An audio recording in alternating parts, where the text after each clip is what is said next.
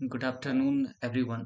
CBSE का एक नया अपडेट आया है कि इस बार जो सीबीएसई रिजल्ट निकाल कर देगा उसमें सिर्फ मार्क्स लिखा हुआ रहेगा, ना कोई परसेंटेज, ना एग्रीगेट, ना किसी तरह का डिस्टिंक्शन लिखा हुआ मिलेगा। वेल, चलिए हम लोग पहले इसके वेबसाइट पे चलते हैं कि क्या दिया हुआ है। ये रहा वेबसाइट इसका। आप जैसे देख रहे हो कि ये 30 नवंबर को ही आया है सर्कुलर। और इसमें ये जो हाईलाइटेड करके दिया हुआ है आपको शायद दिख रहा होगा कि no overall division distinction aggregate shall be awarded. मतलब किसी भी तरह का ना तो डिवीजन, जैसे पहले के सर्टिफिकेट में रहता था कि फर्स्ट सेकंड थर्ड, वो सब नहीं मिलेगा। किसी भी तरह का डिस्टिंक्शन नहीं मिलेगा, जैसे 85% या 90% आने के बाद कुछ ये सब रहता था, लेकिन अब नहीं मिलने वाला है। ना ही एग्रीगेट मेंशन रहेगा। और नीचे के लाइन में एक लिखा हुआ है कि also if a candidate has offered more than 5 subjects, the decision to determine the best 5 subject may be taken by admitting institution और एम्प्लॉयर्स।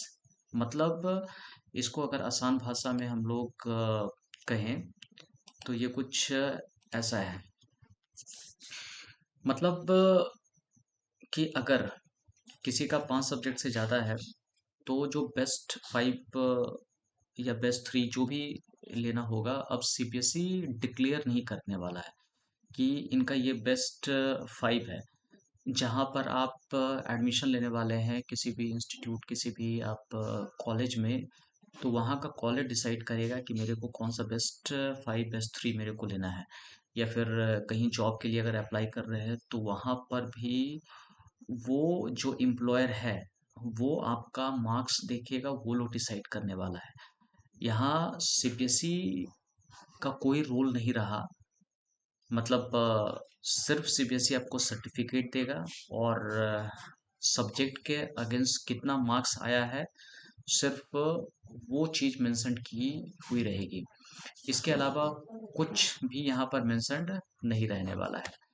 मतलब कुल मिला के कहा जाए कि ये चेंज तो हमेशा होता रहेगा। कुछ बच्चे इस न्यूज़ को देख कर के परेशान हो जाएँगे, कुछ खुश हो जाएँगे। लेकिन एक बात हमेशा ध्यान देना है, दुनिया में हमेशा चेंज होता ही रहेगा। हर चीज़ इंटरकनेक्टेड है, डिपेंडेंट है और ट्रांसफॉर्मेशन हमेशा होता रहेगा।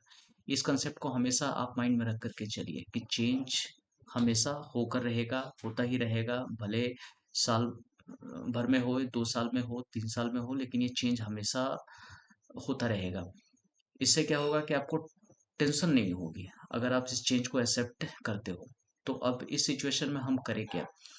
आपको अपनी स्ट्रैटेजी अपनी पढ़ाई पे फोकस करना है। ये जो बाहर में चेंजिंग हो रही है उसको रहने दो। आप जो प्लान बनाए हो, आप जो रूटीन बनाए हो, उस रूटीन को फॉलो करो। क्योंकि ये रूटीन फॉलो करने की जो आदत बन जाएगी, ये कोई आपसे छीन नहीं सकता है। ये आपको किसी भी ऊंचाई तक लेकर के जाएगा। तो इस पर फोकस करना है और इस चेंज को हमेशा एक्सेप्ट करते हुए चलना है। धन्यवाद।